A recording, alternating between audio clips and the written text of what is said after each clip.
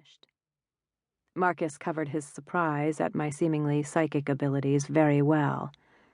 Actually, I'd just made a guess based on the Wildflowers of Minnesota field guide and the copy of bird feathers that were sticking out of the top of the messenger bag hanging from the back of John's chair.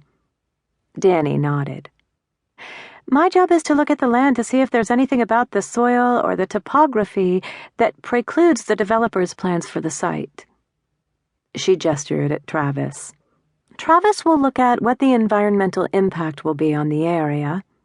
Possible air and water pollution, soil contamination, etc., etc., Travis added.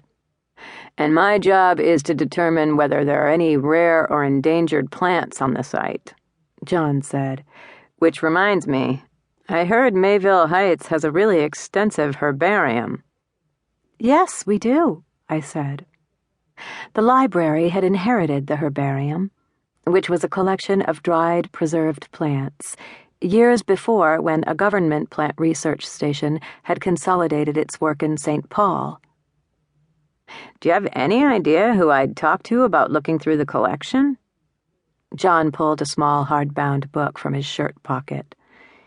You should talk to the head librarian, Marcus said, turning to smile at me, which happens to be Kathleen. That's great, John said. He gave me an inquiring look. So could I? Absolutely, I said. I can get you set up this morning if you'd like. I would, thank you. Kathleen, you're not from here, are you? Travis asked. He waved a finger by his ear. I can hear a little of the East Coast in your voice.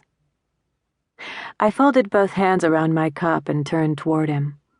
You have a very good ear, I said.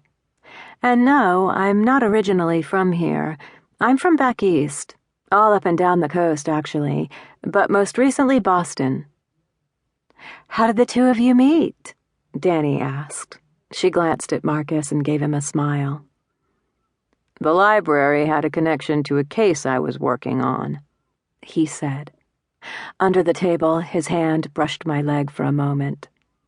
And he won you over with his charm, Travis commented, a fine edge of sarcasm in his tone. I nodded, keeping my gaze locked on Marcus. Yes, he did. I knew it was wrong to make up my mind about someone I'd just met, but Travis rubbed me the wrong way. I thought of what my mother would say in this circumstance. You can put lipstick on a pig, but it's still a pig. So, did he tell you how we all met? Travis continued. It was almost as though he knew Marcus hadn't told me about them, and wanted to out him on that. I don't think I ever asked, I said, which was true. So, how did a future police detective end up being friends with 3 environmentalists?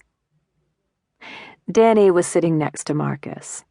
She bumped his arm with her shoulder. First-year biolab, remember? Biology? I said. Marcus's undergraduate degree was in criminology with a minor in computer science. He shrugged. I was taking the course as an elective because it fit my schedule. The 4 of us ended up at the same lab bench. And? I nudged, knowing from the sound of his voice that there was more to the story. His face reddened.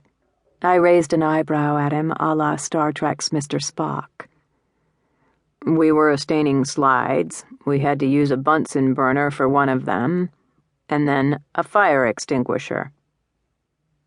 So the 4 of you bonded when you started a fire in the biology lab, and then had to put it out with a fire extinguisher? Danny shook her head. No, it wasn't like that, she said, laughter sparking in her green eyes. And technically, it was the sprinkler system that put the fire out. She held up a hand before I could say anything. And it wasn't our fault that the sprinkler system activated in the first place.